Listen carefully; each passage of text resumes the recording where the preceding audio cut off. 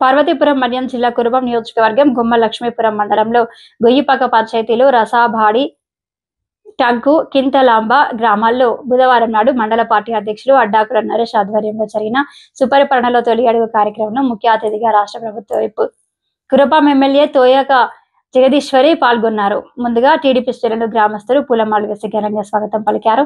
అనంతరం పార్టీ శ్రేణులతో కలిసి ఇంటింటికి తిరిగి సుపరిపాలనలో తొలి అడుగు కరపత్రాలు పంచుతూ ఏడాదిలో కూటమి ప్రభుత్వం చేసిన అభివృద్ధి సంక్షేమాన్ని ప్రజలకు వివరించారు. కూటమి నాయకులు కార్యకర్తలు ప్రజలు పెద్ద ఎత్తున పాల్గొన్నారు.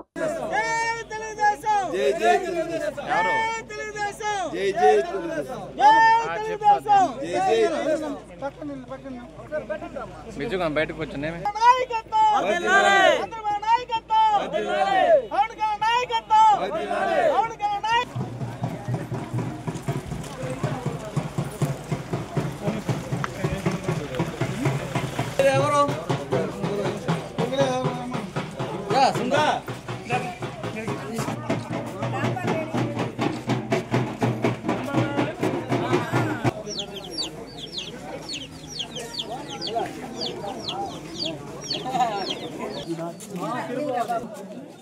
పెన్షన్ పెంచాము. ఎంతమంది పిల్లలు ఉంటే అంతమందికి కూడా తల్లి వందనం చేసాము. మీ పిల్లలు నాకు ఒకసారి వచ్చినప్పుడు అడిగారు, అమ్మ మాకు అన్నీ కావాలి అని చెప్పేసి అది కాస్మెటిక్స్ అన్ని కూడా హాస్పిటల్స్ అందరికి అవి కూడా ఏర్పాటు చేసాము. అన్నీ అయ్యాయి.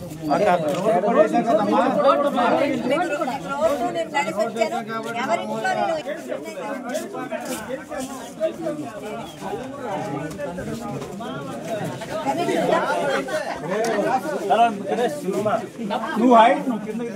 మీ అందరికీ నేను ఇల్లు కూడా ఇస్తాను, హౌసింగ్ కూడా.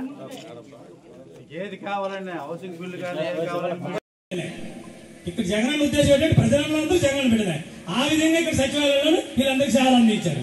కానీ ఒకటి మీ అందరికీ దయచేసి చెప్తాను, కొత్త కలిక పాత కలిక ఉంది. అదే ఉద్దేశంతో ఈ కార్యక్రమం పెట్టాం. ఎందుకంటే కొత్త వాళ్ళు వచ్చారు, వాళ్ళకి స్వాగతం పలకాలి. మనకి ఇక్కడ నుండి పనిచేసిన వాళ్ళు వెళ్ళిపోతున్నారు, వాళ్ళు పాతతో వీడుకోవాలి చెప్పాలి. ఇప్పుడు ఒక టీచరు ఒక అయ్యాక 5 సంవత్సరాలకి ఆయన ట్రాన్స్ఫర్ చేస్తాడు. ట్రాన్స్ఫర్ అయిపోయినప్పుడు వాళ్ళకి అయ్యో ఇంతమంది పిల్లలకి నేను విద్య పెంచాను, ఇంతమంది విద్యార్థులు వెళ్ళిపోతున్నానే ఆ టీచర్ కూడా చాలా బాధపడతారు.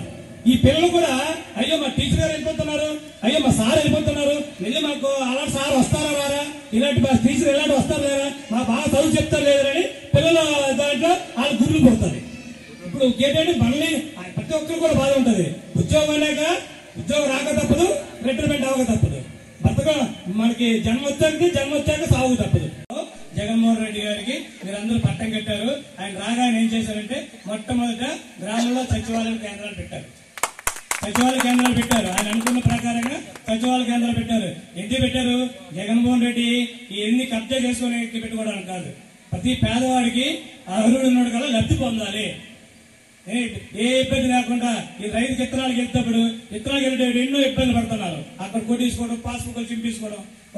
ఒక ఎంపీడీ ఆఫీస్కి వెళ్ళాలనుకో, పెన్షన్ కావాలనుకో 10 సార్లు తిరిగేవారు. ఒక అధికారి ఉంటే ఒక అధికారి ఉండేవాడు కాదు, మళ్ళీ రేపు వెళ్ళేవాడు. అలాగే ప్రతి దగ్గరికి వెళ్ళేటప్పుడు ఇంత ఇబ్బంది పడుతుంది. ఎందుకని గ్రామాల్లో సచివాలయం ఏర్పాటు పెట్టారు. సచివాలయాలు ఆర్బీకేలు. సచివాలయ వ్యవస్థ ఏంటంటే మీకు తెలుసు కదా, ఇంతవరకు సచివాలయం ద్వారా మీరు ఏ లబ్ధి పొందారు, ఏ సంక్షేమ పథకాలు లబ్ధి పొందారు.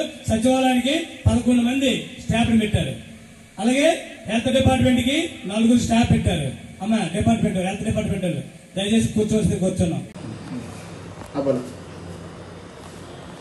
నమస్తే, నా పేరు భాష.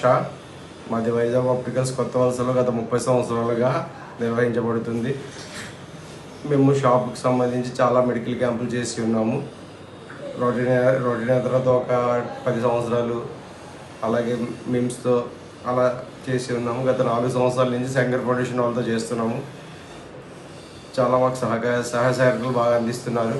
ప్రతి నెల 2 నెలలకు ఒక క్యాంప్ అవుతుంది. ఈరోజు జరిగిన క్యాంపులో 76 మంది ఓపీ వచ్చింది. అందులో 20 మంది క్యాటరాక్ట్ సర్జరీకి సెలెక్ట్ అయ్యారు. వీళ్ళందరికీ శంకర్ ఫౌండేషన్లో ఆరోగ్యశ్రీ ద్వారా ఉచితంగా కంటి ఆపరేషన్లు చేస్తున్నారు.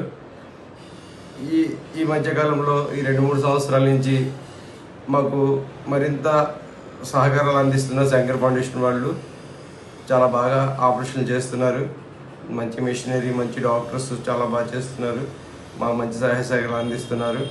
ఇలాగే మేము మెడికల్ క్యాంపులు నిర్వహిస్తూ ఉండాలని మీరందరూ సహకరించాలని కోరుకుంటున్నాను.